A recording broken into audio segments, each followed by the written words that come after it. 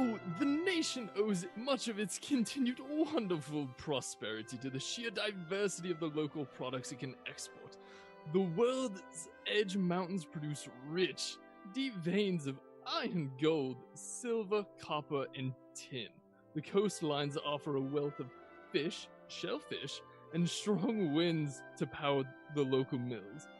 The Verduran forest produces abundant timber and a variety of valuable plants, including healing herbs, fruits, and unique spices. The wonderful abundance of volcanoes along the nation's eastern and northern borders results in rich soil that produces a huge variety of apples, figs, even grains, grapes, pears, pomegranates, rice, and olives.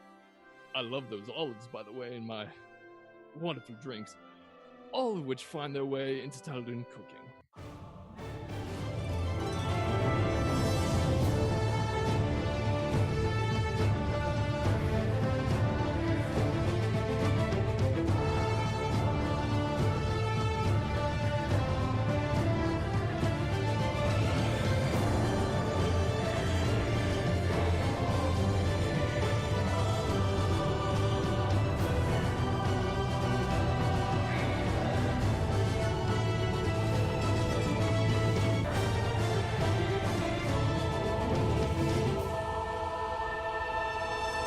Hello, and welcome to another exciting edition of Dice Before Dishonor.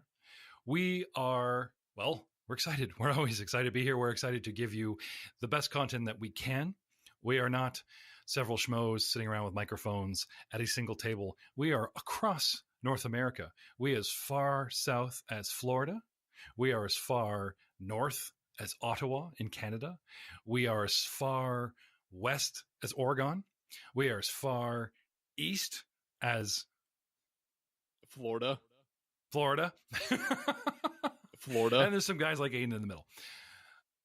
When we left off in our last episode, it was a bit of a short episode.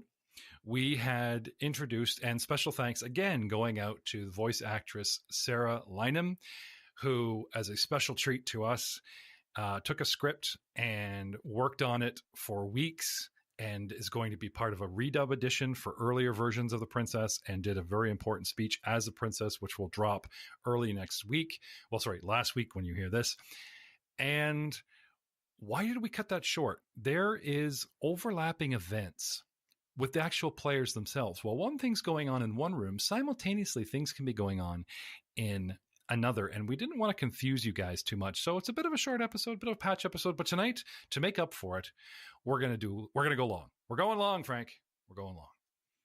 So, welcome to Dice Before Dishonor, gentlemen. You are in the Senate still, and when we left off, believing he is looking after his mission as the Rising Star, which actually is Aiden's mission as Fafal, everyone's eyeballing the High Stratos Maxillar Bytherius. Fafal flanked him. Everyone's listening in. The major NPCs pop up later as events themselves, and as events play out certain sections during the social combat rounds, you can get several during event. So, previous episodes, we've explained how it works to influence NPCs, how it will work in the future to discover things and heavily influence very important NPCs, which we're going to get into later, and how they've been schmoozing and hobnobbing with people in a room, whether it's an isolated incident with a museum curator, or just being witnessed by people executing a whole bunch of interesting skill sets that would influence the people in that room, and they build up their threshold points, and then dun-dun-dun-dun, certain little events go off. It's several things going off at once. We're going to try and just streamline it into the role play.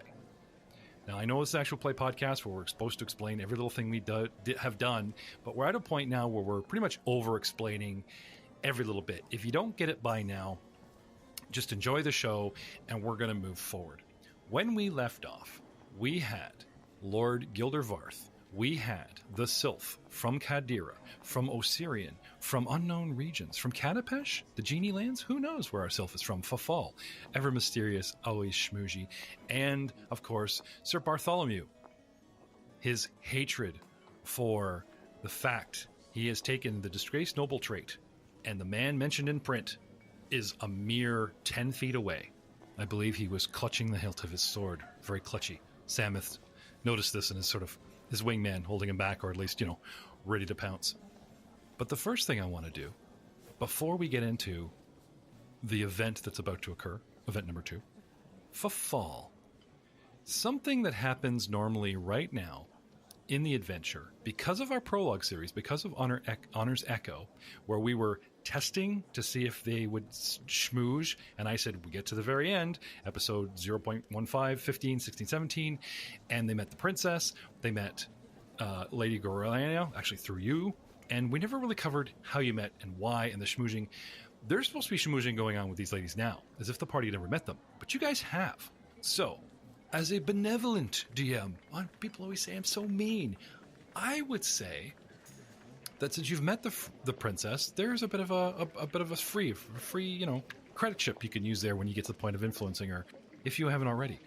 And through Fall alone, influencing Lady Gloriana Marilla, the head of the Pathfinder Society faction Sovereign Court, we're going to go back a few months when a benevolent lord, not myself, Lord Gildevarth, handed over a coin purse to a newly rescued and instantly loyal overnight, strangely enough, Fall. The man bought clothes and immediately went to work. I'm talking like Ferris Bueller kind of work. The guy had his day planned. He went right into Opera. He started talking to people, spending a little bit of coin, finding out some movers, finding out some shakers, and thanks to some random die rolls on my part, I rolled everybody that was in that room, and the dice named Lady Marilia as a chance encounter.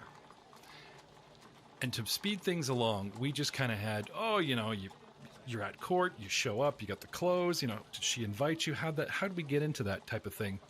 I'd like to touch on a few points about Lady Marilla herself and Fall. How they met, when they met, why they met. No, you know what? I think as we're going forward, Echoes of Honor, The Man from Assyrian, and later episodes of Dice Before Dishonor will pivot around those short cutscenes, and it's a bit of a spoiler to do it now. Let us say the crowd swells. A bunch head for the 3 exits. Gentlemen, if you look at your map, the Gallery of Triumphs of A1, you will see 3 major exits, all leading to the outdoor courtyard, here, and here. One in the center, one in the north wall, and one in the south wall. Okay? The courtyard itself has a paved 10-foot wide sort of cobblestone along the north railing and along the south railing. That still leaves, because these squares, remember, are 10 feet, not just 5, 10, 20, 30, 40, 50, 60, 70-foot wide gardens. And they got the animals in there, amongst all the shrubbery and petting room. Why, there's even a bow stashed in a bush. Don't ask, don't question it. But I have marked it with a little ninja face here. Yeah. The crowd swells. It becomes obvious to you. And interestingly enough, Maxillar Pytharius immediately starts moving and takes his little entourage, before Bartholomew can make a move, directly to the courtyard. What's going on? Fall makes his move, getting ahead of the crowd, slipping in, and having a few moments. Yes, you may.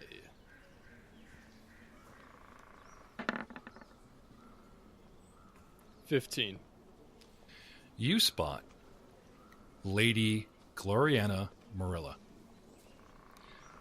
She has a waitress, a noblewoman, sort of under a hood, and she's walking her very quickly, about to emerge from the shrubbery, as it were, past some... Actually, do you know that there's sort of blocked out wooden beehive boxes that the kitchens use for very expensive honey hors d'oeuvres and whatnot? I mean, there's not just a petting view here. This garden is actual functional, because they have their own bees to pollinate the flowers in the garden. They've got it all shut up and they're all sleepy right now. But this is the type of place that has like in-house things. in-house plumbing, in-house servant. Like it's, this place serves itself. They don't bring stuff, import it from the outside. If they need honey, they'll bring in a beekeeper and set up bees, and it also doubles to pollinate the flowers. If they want flowers for the tables, they'll grow them right here in the courtyard. It's quite amazing. Now that said, setting the scene, you believe you have a moment before the crowd cuts her off to address Lady Marilia and whoever she's with. They are heading rapidly south here, almost as if they're trying to get in the midst of the crowd. Okay. So as I see them and I'm walking towards them, are there waiters and whatnot with like drinks and hors d'oeuvres just walking around milling up? Oh yeah. Okay, then Definitely. Fafal is going to nab 3 drinks, 2 in the right, 1 in the left, and approach them very quickly, very quietly, due to his light feet, and like, oh, Lady Marilia, is that you? It is wonderful to see you. And who might this lovely lady be?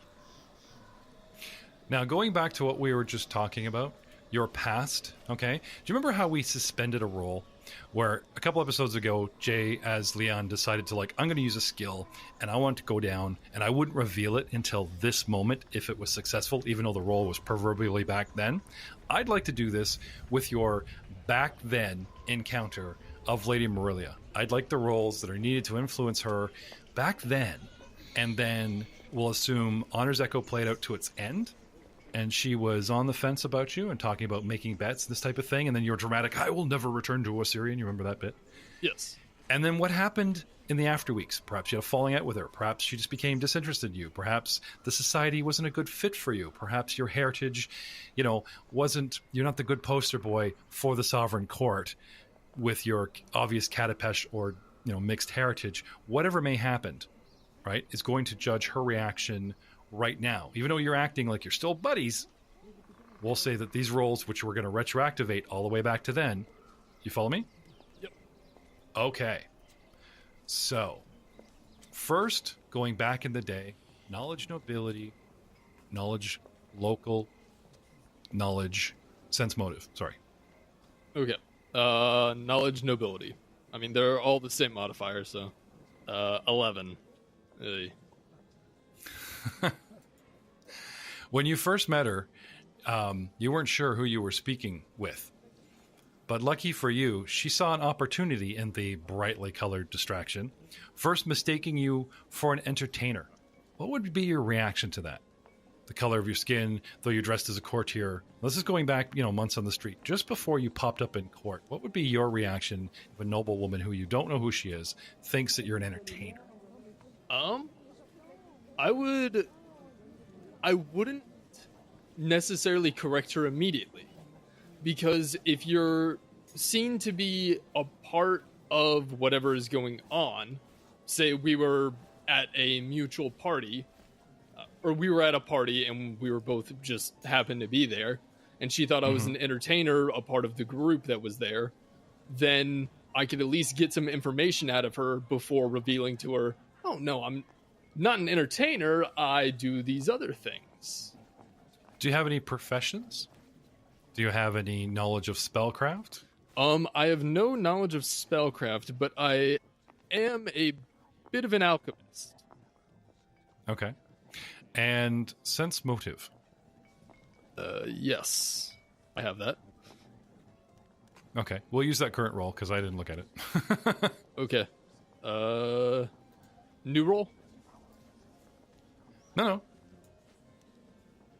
If you were to sense motive with your 12 plus bonuses, Oh, that wasn't me who rolled. That was Matt.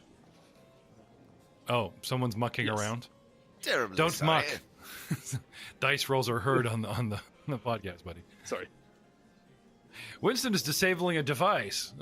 What would that be? The fan that went up in front of you? Your All saddle? right, 17 sense motive.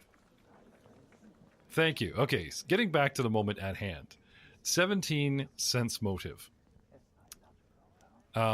You believe that an actual profession, maybe even alchemy, would actually be a refreshing change something to discuss, because she sort of blandly assumes you're an entertainer, seems to shy away and she does sort of raucous laughter at things that aren't really funny that nobles say, and you see her schmoozing at this party, but you sense that she's really not into it. And then when a waiter comes by, right, she sort of gets very personal with them and thanks them very well, and, you know, don't mention it, and oh, by the way, your fly's undone. Like, you know, seems to have an interest in the working man. So now comes along, you're racking your brain going, what have I got? What have I got? What have I got? Oh, I'm a bit of an alchemist. And handle potions and poisons and, you know, the various workings. Right. Okay. So can I have a knowledge profession from back in the day as you try to work that angle? Sure. Well, not back in the day, you know, months ago. That's back in the day. Recently. Befall is so an long. ever-evolving man. 16. Okay. Sorry, what'd you get? 16 on alchemy. Okay. So,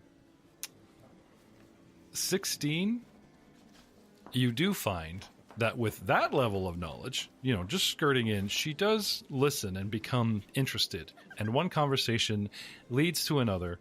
And she says, you know, I have use for someone with that type of profession skill. You know, and a week later, she gets you to meet her at a coffee shop.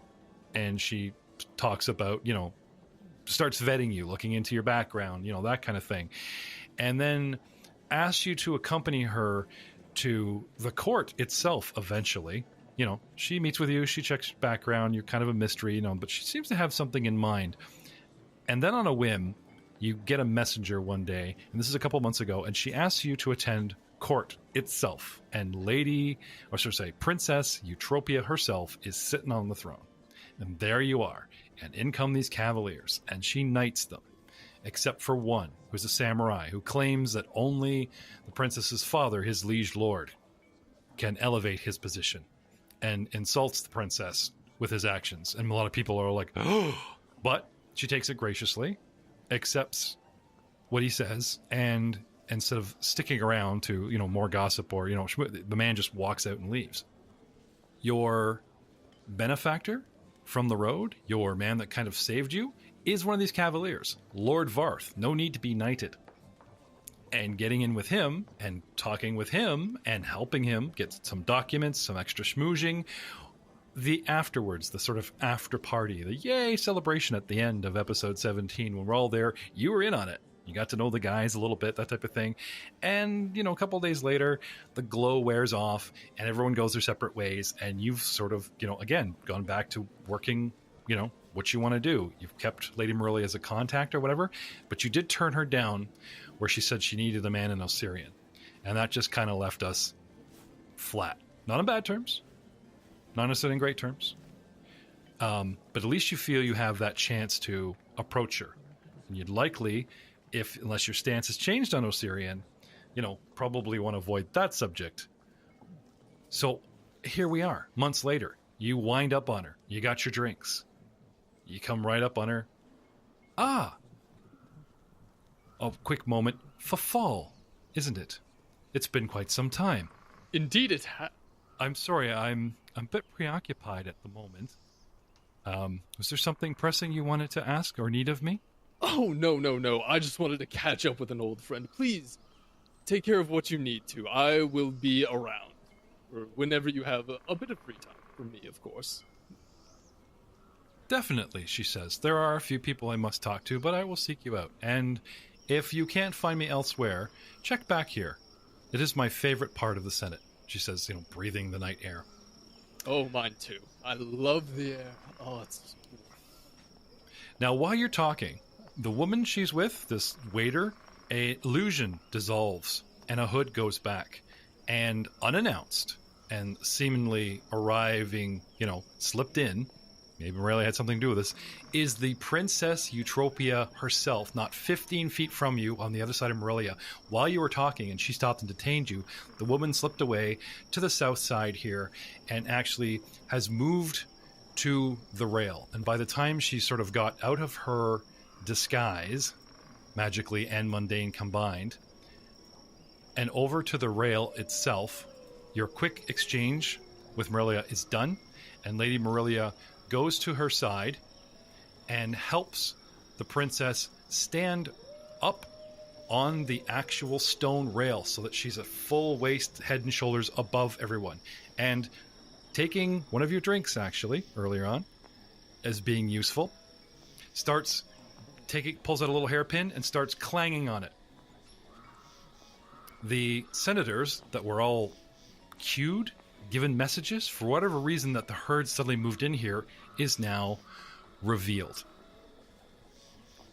Going back to the end of our last episode, episode 6, where I had punctually pushed this event on, and the Lady Eutropia gracefully spoke to everyone here, was the first to congratulate young Kaibo, the weavesmith, to be exalted later today when it's officially announced by her father, Grand Prince Stavian III. She reminds the Senate and the nobles that looking to the future, we must shed certain traditions, which is the big primogeniture push for herself, and a very rousing, emotional speech. And for Taldor endures, she leads off with. And at that moment, last episode, cue the music, right? You are sort of swept up in things. You are as close as you can be, front of the row. You know what I mean?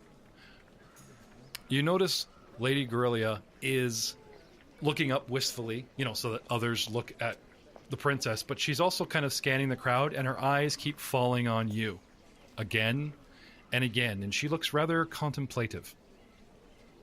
Now I would like to quickly rewind time once again. Lord Varth, fate intervenes. And before Sir Bartholomew can make a decision on what he's going to do, stand there stoically, accost Maxillar himself with insults or intrigue. A whole bunch of sort of, from the four corners of the room, of the gallery, nobles and senators all seem to be coming forward and pushing everyone out into the courtyard, and Maxillar himself and the well-wishers and hanger-ons seem interested, and they all just flood into the courtyard.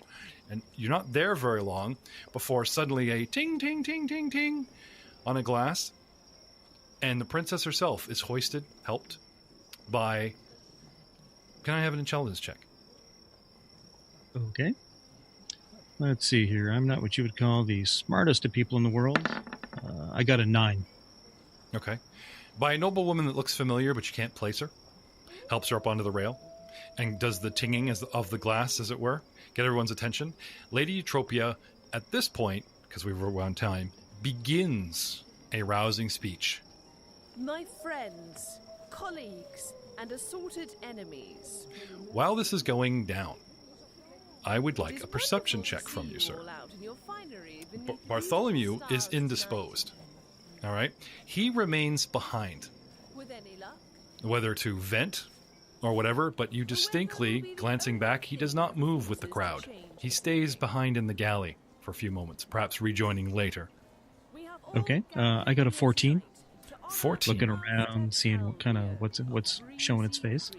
As things begin to play out, there's a slight sort of jostle, a movement behind you. Someone, like a waiter, it's like pushing through the crowd, that kind of thing. All right, I'll step aside and kind of turn and look and see what's going on.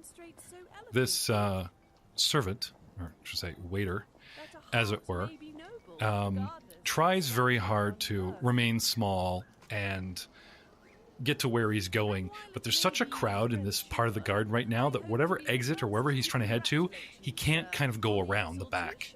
He has to sort of cut through people, and he's politely kept low, back, and just kind of came up in front of some people and nobles and the back of you, and just a hand, as it were, on your back, getting your notice. You look around, and he's, dissolving into the crowd, and he's heading from the actual kitchen on the west side over to, let me just show you here on the map here real quick, coming through here and kind of cutting through everybody and making his way to sort of the back wall, this type of thing. So you see how it kind of going around. by the time she gets going into the speech and has got everyone assembled, this entire garden area is, it's just packed with a bunch of nobles and senators and, whatnot. Your perception, something's off. He carries something, but it's covered. And that's strange because every platter that you've seen so far is, you know what I mean? Like it's been open. You know what I mean? He's carrying like a covered platter, and he's holding it high. So he looks like he's trying to move kind of surreptitiously. He's kind of showing everyone the reason. I've got this platter and there's a big dome on it. Obviously, I'm coming through instead of just somebody just kind of pushing through. He's holding this platter out, other arm down by his side, and he's pushing through and that type of thing. Anyway, he starts making his way to the far side. What do you do? I'll kind of follow him just a little bit, kind of make my way through the crowd, probably 4 or 5 paces behind him, just enough to put like 2 rows of people between the two of us and just keep an eye on him. I mean, okay. he kind of moved past me and now he's captured my attention. Okay. This happens, despite my over description, this happens quite quickly. The long-winded, the 3 to 5 minute speech, as it were, of the princess is like a quarter of the way in. He gets to his destination, and interesting enough, he goes around behind the 3 sort of beehive capsule boxes. Can I have a perception check, please? Yes, you may. Let's see here, rolling again. Got a 13. Okay. Goes along behind, pauses at the center one, still holding his tray aloft, not like he's uncovered it or pulled anything out of it. He just, goes around behind them, stops. You can't see his sort of like shoulder to mid-waist, so whatever he's doing with his other hand you can't see, but he's holding this tray way up, and he looks down for a moment, pauses at the middle one, and then nervously looks around, and then just sort of heads back, heading north, and then starts heading west, like hooking around the top of you. You can set an intercept course, or you can just watch where he goes, but it looks like he's heading back to the kitchens. Oh, I'm definitely stopping at that center hive to see what's going on there. See if he left anything or what, planted something perhaps. Okay. At this point, if he gets away, you're going to lose him and have to find him later. Or if you, like you said, you believe that whatever he might have done there is more important, you're heading for that. Yeah, I mean, I'm going to try to see if he left something because at this point I'm a little cagey still. So I don't know if he's trying to disrupt this speech or what. So I'm just afraid that he's trying to sabotage it. So I'm just looking to preserve. Yep. Now, unfortunately for you, despite you being a do-gooder, we're going to have to make note on our official calendar here, guys. You remember how we talked about social rounds, talk about the 15 minutes, that type of thing? You guys are like a social round and a half, and then some events like this one here, when they trail off, they give you like 2 extra or 4 extra social rounds, that type of thing. Now, you've noticed I've opened up the map. You guys can see everybody everywhere, and momentarily you have a choice to like roam around and talk to who you wish and that kind of thing. But certain things have to play out. Because you are forced to turn and push your way through the crowd to part it, to get through, to get on this guy's tail, like you said, 2 rows back and get there, okay? Nobles in the area, note your distraction. Note how you're not paying attention to the princess or whatever, and you will suffer a -2 to influence checks for at least the next 2 social rounds. Okay. Then people will probably, forget it, go into the next incident. For that penalty, however, you are rewarded. There is what looks like it's the size of a Toblerone bar. It's a very smelly wafer. I mean, this thing stinks. It's not colored or decorated. It's just different shades of brown.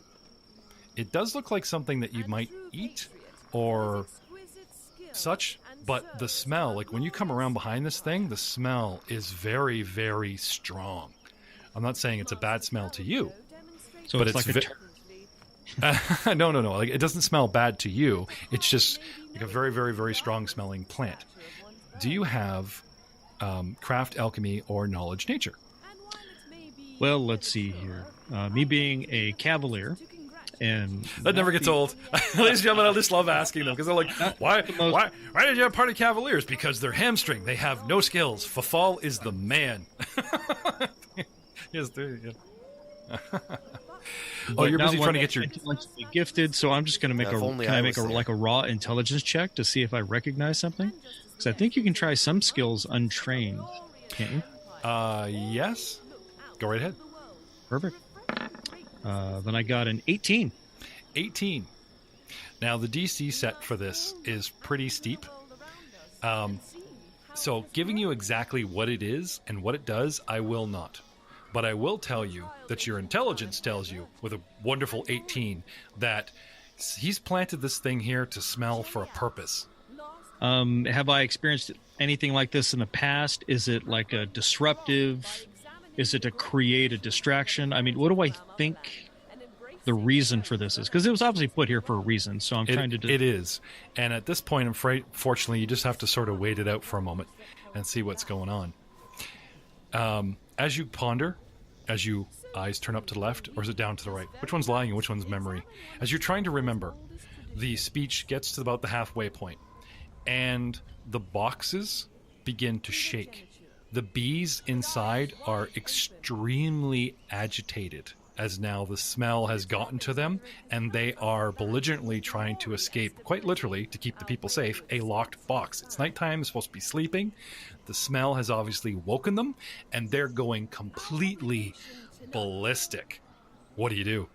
Is it too late to pick up the stick and move away from the hives? You can pick up the stick. Okay, I will and do you that. want to what? To move away from the hives. Okay. As quickly as possible. Okay.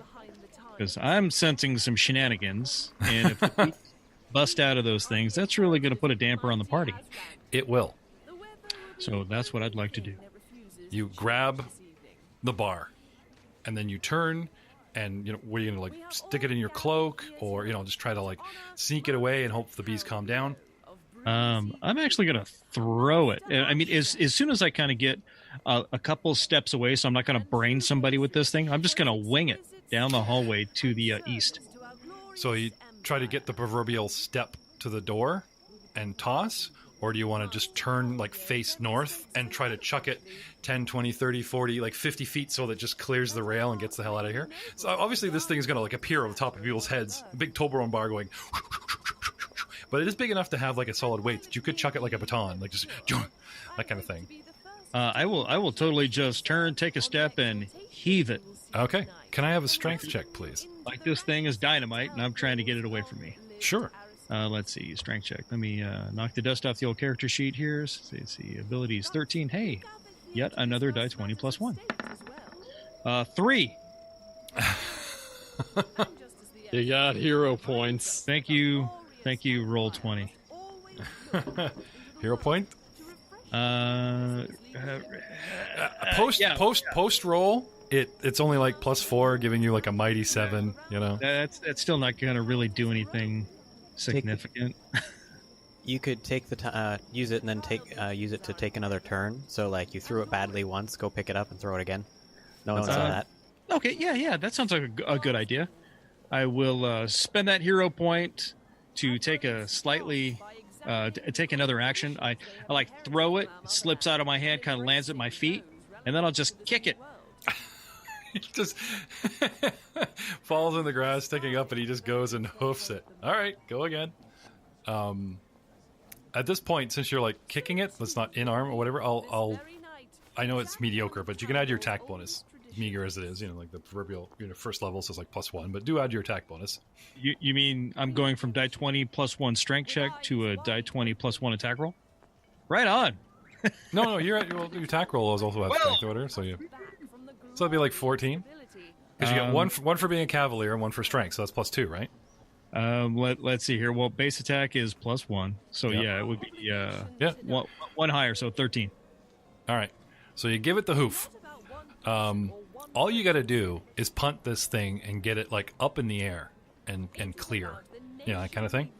Okay, so you do, and funny enough, I have a little random occurrence here. Bounces off the dome of Maxilar. It actually like hits a lately arriving Sir Bartholomew in the side of the head. Ding! And he looks down. And he picks it up. Walking out, he's like, I'm going to give that Yeah. Maxillar a taste of my tunk. Yeah. He picks it up and looks furiously in your direction, trying to figure out who chucked this at him. What do? Hide? Well, I mean, if he's looking at me, I'm just going to motion. Throw it! Get rid of it! All right. Messina's not here tonight. I have permission to play him, so I'm going to make an intelligence check on the half-orc's behalf to see if he clues in. No. We're all going to die. No, not bad. Lucky dice. Okay, so he, he looks at you, right? Looks furiously, and you're just like, throw it, like it's a hot potato grenade. Throw it. Anyway, he's on the north side there. He's 10, 15 feet away from the rail, so he turns and he pitches it. Gone. Nice. Oh, the rail gone. Gone. Crisis averted. And it only took 3 actions and a hero point. Now, it takes a good minute of sniffing that to get them agitated to a point of no return. You went straight for it. You didn't stop for the guy. He dropped it. You make your way over as quickly as you can. So I'm going to give you a percentage chance here to see how agitated these little buggers are. And, if they dial it down. And it does. They rattle. They buzz. That kind of thing. You even see one of the hives, because you're still standing there, begin to, rock on its pegs. Ooh. What do? I'll put my hand on it to try to steady it. Okay. Can I have an initiative roll, please? Sorry, a reflex save. How about a reflex save? Reflex. Give me a reflex. Combat. Reflex. Gildervarth versus bees. It goes for the, that thing looks like it's going to topple over. All right, so that's a... Spins a chamber, puts a gun to his head. 14. Oh, just makes it. This thing goes, they're getting agitated, okay? And this is what would have happened is they get agitated, one's on bad legs, and it tips over and hits the other two, and all three just open, and it's bee pandemonium. And I'm standing there, arm outstretched. Yeah, so you just this thing leans and rocks on you, just holding it, and you're just hanging onto it, going, no, don't, They would have to move it, knock it over, and the momentum opens them. Okay, so you have very angry bees, but they are contained, and you are holding back the one that would have fell over. I turn to a guest and say, would you mind getting a servant? This hive appears unstable, and I'd hate to cause a disruption. Okay. People are taking note of your actions, of the rattling and everything, and again, displeasure. But crisis averted. And finally, you're like, come on, you're holding this thing. It's buzzing, and you're like, pull your cloak over your head. You don't have a mesh mask. Finally, she gets to the end of her speech. Taldor, endures! Yay! Clapping, and, that kind of thing. People rush up to her. Fafal, you miss your chance at the moment to go and glad hand Lady Marilia. She's helping, hold off people and stuff. So, but again, she said meet her here later, okay? Speech ends. And you turn your attention back to, your own business. What do you want to do, Fafal? I guess at this point I would go back to what I was planning before, hanging out around Pytharius, trying to figure out what's going on there. Okay. Or complete my mission there, so. All right. Bartholomew is just inside, a good 30 feet away or more from Pytharius, about 40, 45 feet, and just still glaring at the guy, contemplating. You don't see Lord Varth, and you head over to, do the proverbial lean in. You want to place yourself. So Bartholomew came in later here. I forgot about moving the minis, the action. You got Samish over here with the bees, and you got Bartholomew up there, and Fafal's just like loitering with people. Here at center, Speech Center. Here in the center, yeah. Here in the center of things. Funny enough, I've actually picked up the wrong miniature. We have the princess herself, finally revealed. Forget about Junior Senator Andorian Dow for now. That was the poor senator that our Bartholomew had, intimidated, and he slinked away. Maybe you see him later. So, eventually, the bees calm down, servants come and help you, and remind me later that, you guys, word will get out, people will realize what's going on, okay? Maybe, well, you kind of threw the evidence away, but you know what the guy looks like. You want to chase him down and find out what's going on for proof or whatever, start the investigation, or do you just want to leave the whole matter at hand? One thing is for certain, Varth, somebody was going to try and sabotage her speech. And that thing isn't something you have on hand. That thing is something that is cooked up, was made, and put in the right guy's hands to put in the right place at the right time. There is a conspiracy. There's something going on. Something going on indeed. All right, I'm going to continue to keep my eye out for this this halfling that I saw. Plant this. I doubt I'll see him again, but still, as the evening continues, I'll see if I can see him. Human servant. Sorry, not a halfling. Human servant. I mean, he kept low, but it wasn't like a halfling. Yeah, dude, that's racist. All shady dealings are done by halflings. Sorry. So does that mean like Sir Winston is your token halfling friend, just so you look? That guy's shady AF. I just know. Considering you're like you've practically brought on Fafal occasionally as like your man, your manser or whatever. That's really funny. I know. Like I said, racist.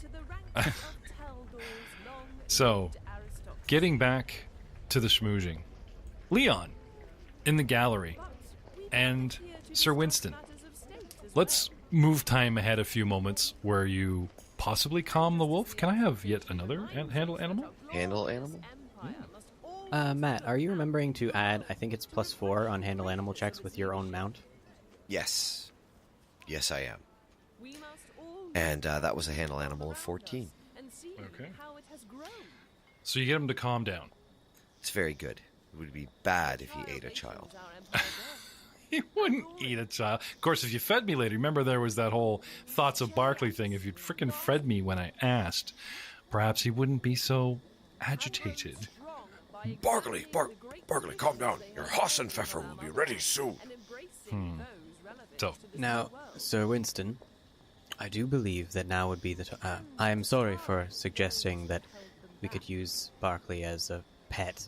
I believe that your idea of using him as a performance in and of himself would be indeed the best option. Quite right, good chap. Quite right. Shall I have the children form 2 circles? I believe you were saying that the general performance for Barkley is a figure 8. Yes, the barrel race. Good thinking, sir. Good are you thinking. implying that the kids are going to be the barrels and he's going to like run around them? Yep. Oh, okay. Because that horrible picture just entered my mind. I just wanted to be clear that that's where we're going with this. It is quite rare that these children, they have a chance to see a petting zoo whenever they wish. It is quite rare that they would see the true majesty of a wild wolf. It is, of course, not wild, but... Well, there is some exotic stuff in the courtyard, but they are contained and handled and, drugged. And all those things to make it safe for all the, the senators that could just, look at this great specimen. You just see this very sad,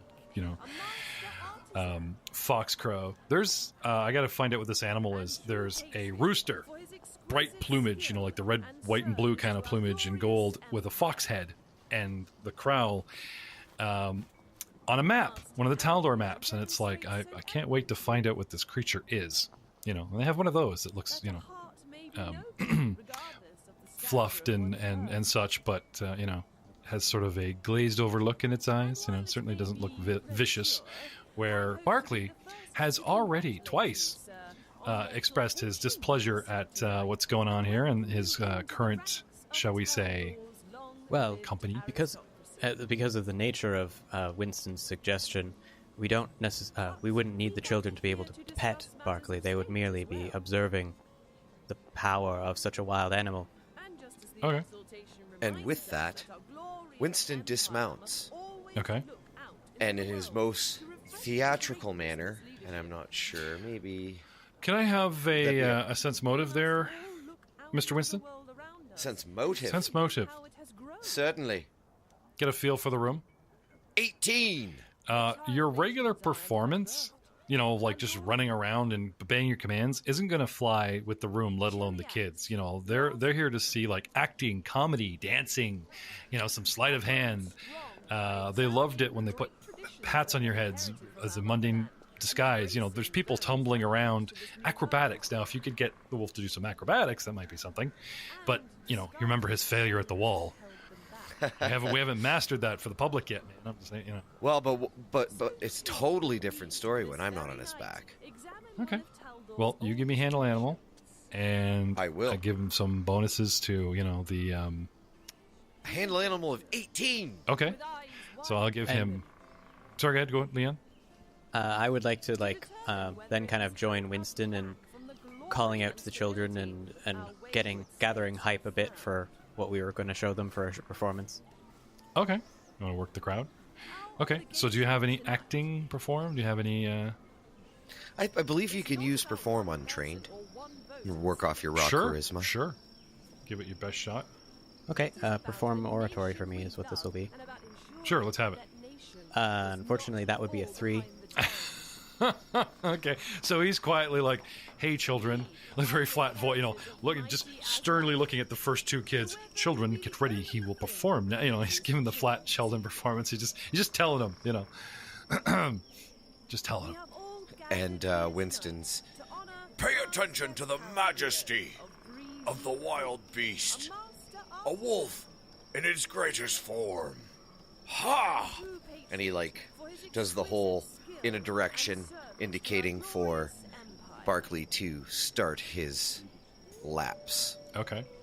I will tell you this. The room is being currently entertained by pros.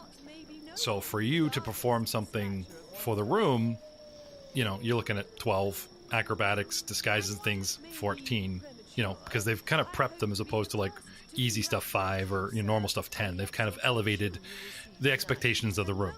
So you're looking for 12s and 14s. I'll give you that. Again, just trailing off the last bit of an explanation of how hard it is for these guys at first level. Not too hard, but you still need some decent dice rolls. Influencing a pro like Miss Fantabulous herself takes a little bit more. A little higher DC because she's a professional, and again, certain things would influence her. But for right now, let's focus on your work in the room. Okay, Work in the room. Work in the room. So dun dun dun, and a nice big fat social round ticks by. They did the gallery. You guys did the kitchen. An event went down. You guys were absent, and you could see a big mulling of the crowd move that way. I should say, oh, guys, you have, that option to bail. But because of Winston's personal interest in the entertainer, and because you guys were just getting into the crowd, I just kind of opted that you guys would probably want to, stay and, finish what you're going here. So another full social round here, and you guys are, trying to... Anyway, they're watching. They don't look overly thrilled because you're not hitting 12 and 14s, but, they're watching you doing your thing. Maybe Barkley's still upset in the little off his game. Haiku.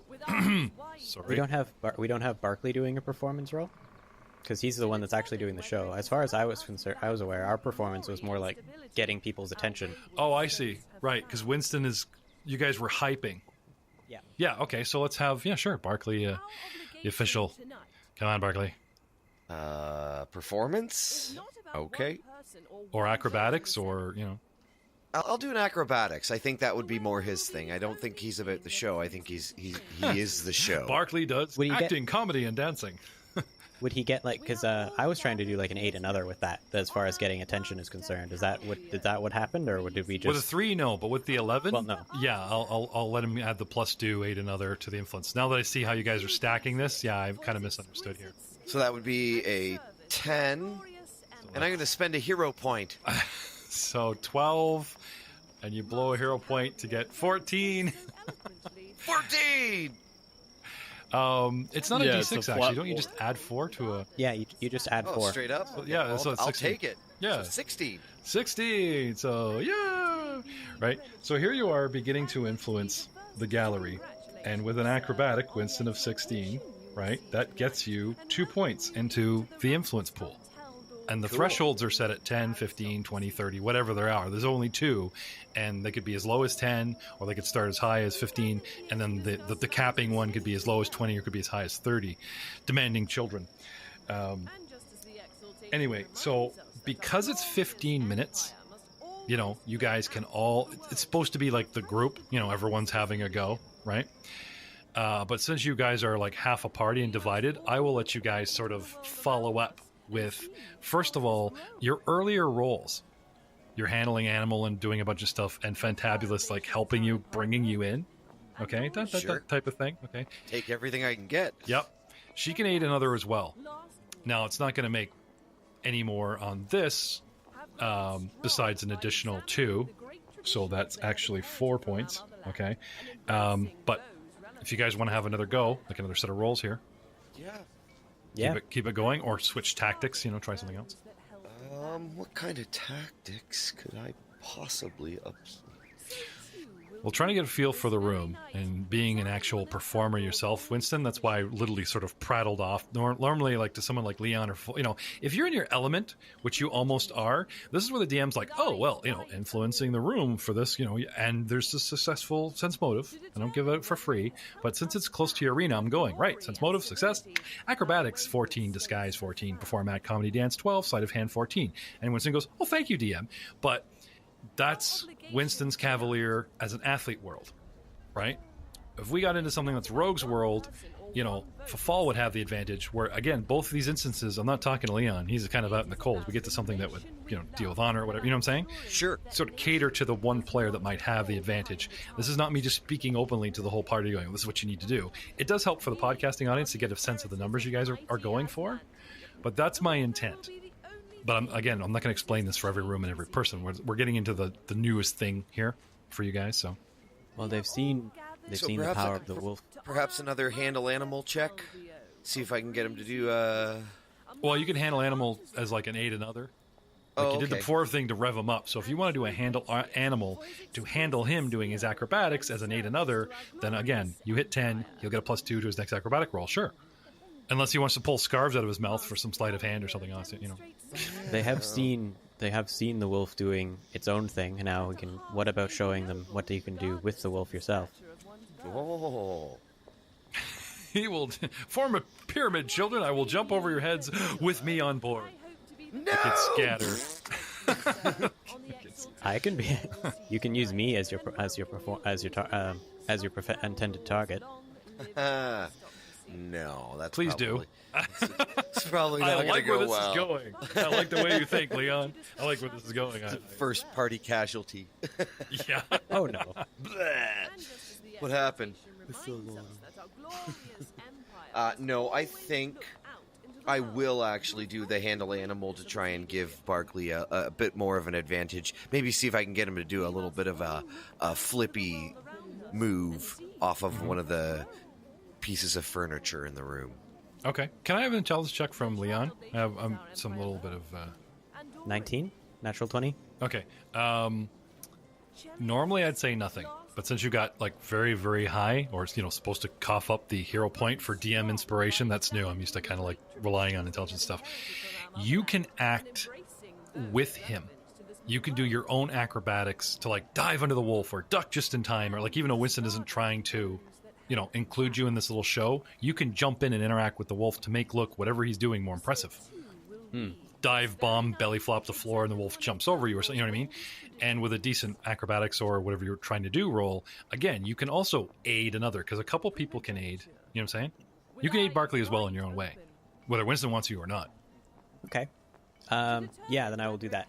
As Barkley starts kind of like getting into a steady routine and I can see where he's going, I would then I'll take like a is there something like is there like a wooden rod or something that I can find lying around?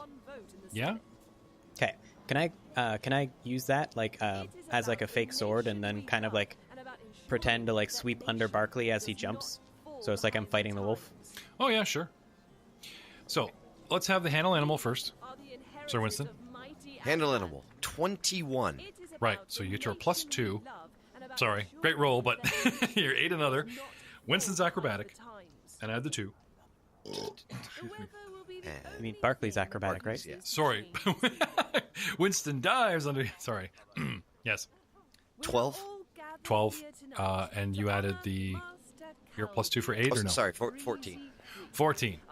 Okay, so here it comes. Jay, give me a reflex save, DC 14, to, as it were, get in there. You're using your dexterity, you're not really attacking, you're attacking the air. Reflex 18. Yes, so timing it well.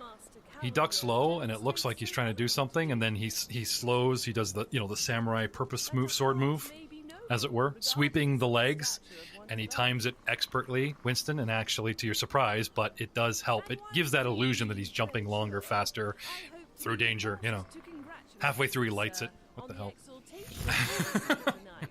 Oh, no. So, totaling, acrobatics of 14? Yep. That's on par. Like I said, for threshold points, you need to get above. Or at least there's that. I believe there's a 1 point for actually hitting it, I believe. We'll look into that. Anyway, this is a tough room.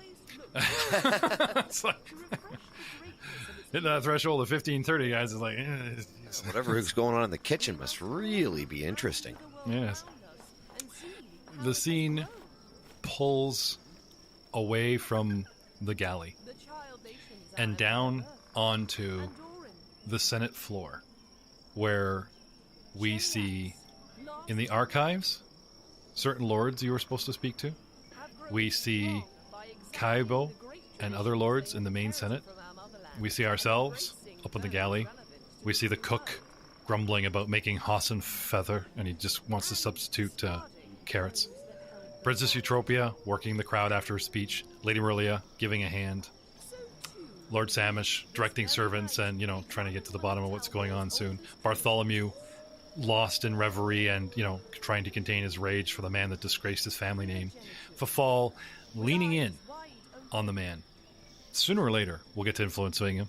And, we can scoop up and a sort of a double hitter. Not only possibly you guys have a shot of directly influencing this guy for the vote, knowing what he's saying and, seeing how he's going, okay, helps with the Rising Star mission. Fafal, I will tell you this right now.